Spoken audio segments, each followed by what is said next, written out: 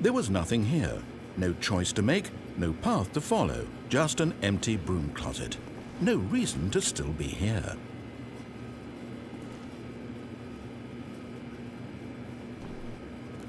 It was baffling that Stanley was still just sitting in the broom closet. He wasn't even doing anything. At least if there was something to interact with, he'd be justified in some way. As it is, he's literally just standing there doing sweet FA.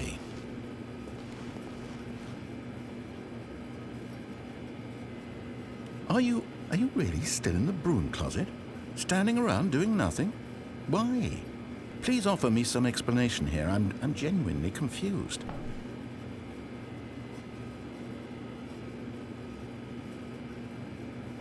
You do realize there's no choice or anything in here, right?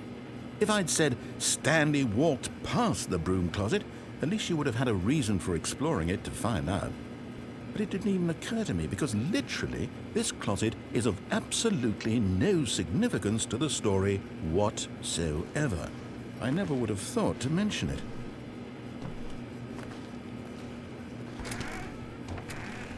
Maybe to you this is somehow its own branching path.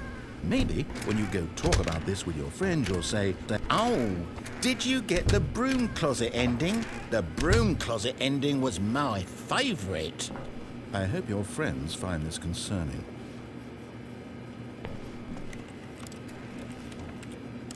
Stanley was fat and ugly and really, really stupid. He probably only got the job because of a family connection. That's how stupid he is. That or with drug money. Also, Stanley is addicted to drugs and hookers. Well, I've come to a very definite conclusion about what's going on right now. You're dead. You got to this broom closet, explored it, coming to a staircase, Stanley walked upstairs to his boss's office.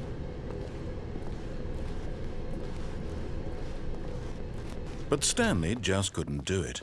He considered the possibility of facing his boss. Admitting he had left his post during work hours, he might be fired for that. And in such a competitive economy, why had he taken that risk? All because he believed everyone had vanished?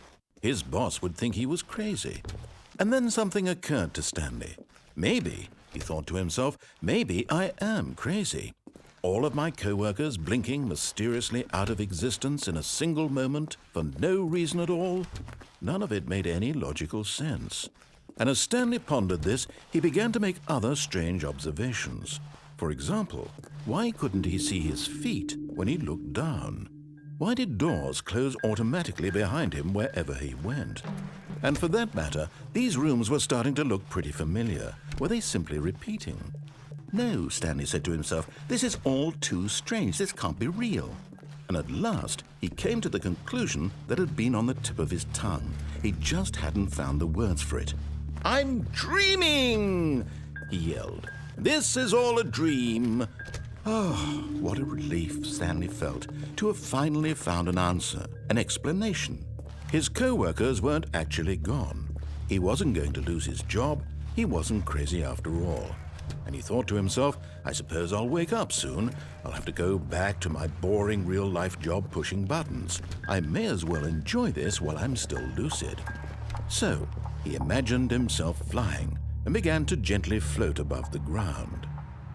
Then he imagined himself soaring through space on a magical starfield, and it too appeared. It was so much fun, and Stanley marveled that he had still not woken up. How was he remaining so lucid? And then perhaps the strangest question of them all entered Stanley's head. One he was amazed he hadn't asked himself sooner. Why is there a voice in my head dictating everything that I'm doing and thinking? Now the voice was describing itself being considered by Stanley, who found it particularly strange. I'm dreaming about a voice describing me, thinking about how it's describing my thoughts, he thought. And while he thought it all very odd and wondered if this voice spoke to all people in their dreams, the truth was that, of course, this was not a dream. How could it be? Was Stanley simply deceiving himself, believing that if he's asleep, he doesn't have to take responsibility for himself? Stanley is as awake right now as he's ever been in his life. Now, hearing the voice speak these words was quite a shock to Stanley. After all, he knew for certain, beyond a doubt, that this was in fact a dream. Did the voice not see him float and make the magical stars just a moment ago? How else would the voice explain all that? This voice was a part of himself too. Surely, if he could just... He would prove it.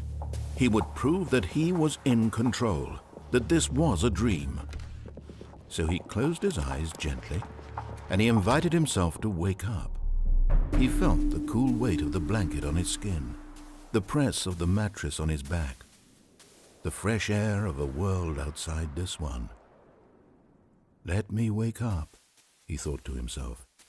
I'm through with this dream. I wish it to be over. Let me go back to my job. Let me continue pushing the buttons. Please, it's all I want. I want my apartment and my wife and my job. All I want is my life exactly the way it's always been. My life is normal. I am normal. Everything will be fine. I am okay.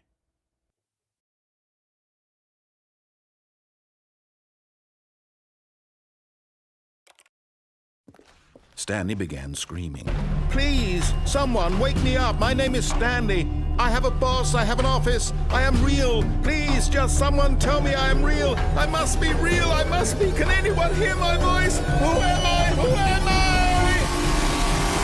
And everything went black.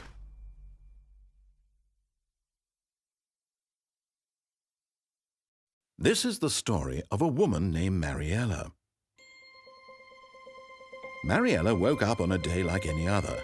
She arose, got dressed, gathered her belongings, and walked to her place of work. But on this particular day, her walk was interrupted by the body of a man who had stumbled through town talking and screaming to himself, and then collapsed dead on the sidewalk. And although she would soon turn to go call for an ambulance, for just a few brief moments, she considered the strange man. He was obviously crazy. This much she knew. Everyone knows what crazy people look like. And in that moment, she thought to herself how lucky she was to be normal. I am sane. I am in control of my mind. I know what is real and what isn't. It was comforting to think this, and in a certain way, seeing this man made her feel better. But then she remembered the meeting she had scheduled for that day. The very important people whose impressions of her would affect her career, and by extension, the rest of her life. She had no time for this, so it was only a moment that she stood there, staring down at the body. And then she turned and ran.